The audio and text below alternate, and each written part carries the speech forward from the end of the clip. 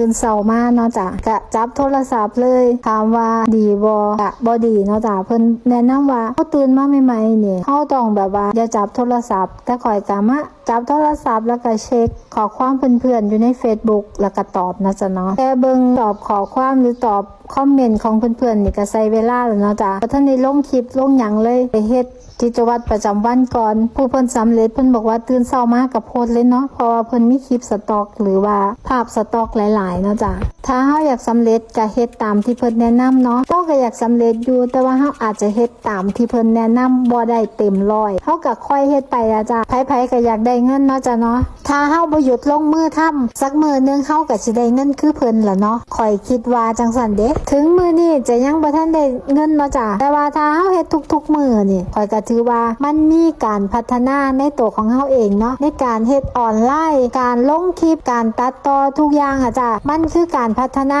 ขึ้นดีกว่าเฮาบ่ได้เฮ็ดเนาะจ้ะข่อยก็มีความหวังว่าสักมื้อนึงข่อยก็จะสำเร็จและก็ได้รับการสร้างรายได้เนาะจ้ะก็หวังว่าทุกคนก็มีความหวังทั้งนั้นถ้าเฮาบ่อยู่ลงมือเฮ็ดเนาะถึงจะช้ากว่าหมู่เพิ่นแต่ก็บ่เป็นหยังเนาะจ้ะเนาะคลิปนึงสำหรับคนอื่นอาจจะแป๊บเดียวเนาะแต่สำหรับเฮาอาจจะหมดมือแต่ว่าก็ลงมือเฮ็ดจ้ะเพื่อตัวของเฮาเองฝึกภาคฝึกเว้าให้มันดูๆเนาะจ้ะเพื่อมันจะได้เก่งขึ้นเฮาก็จะได้ชำนาญขึ้นถ้าเฮาบ่ลงมือฝึกบ่ลงมือภาคเฮาก็จะบ่เป็นเลยเนาะจะขับรถเป็นก็ต้องฝึกหัดขับรถเนาะจ้ะอยากเป็นครีเอเตอร์คือเพิ่นก็ต้องฝึกเฮ็ดคลิปเนาะคลิปแบบใดล่ะคนถึงจะเบิ่งคลิปที่มีประโยชน์เนาะจ้ะ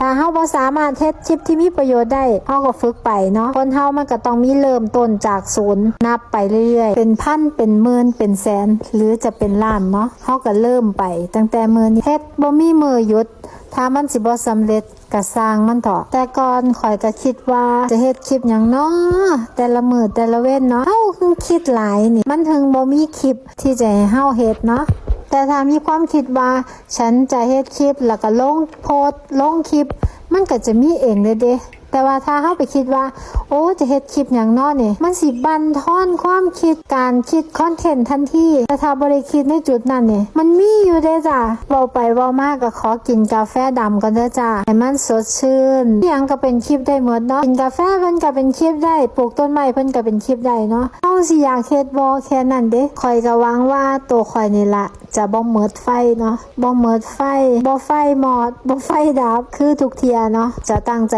เฮ็ดแล้วก็เฮ็ดไปเรื่อยๆลงทุกมือแต่ถ้าเพื่อนคนใดบ่มากหรือรำคาญก็สามารถเลิกเป็นเพื่อนกันได้เลยเด้อจ้าบ่ได้มีปัญหาเด้อถ้าสิว่าเอ้ามึงขึ้นลงหลายแท้กูคือรำคาญมึงแท้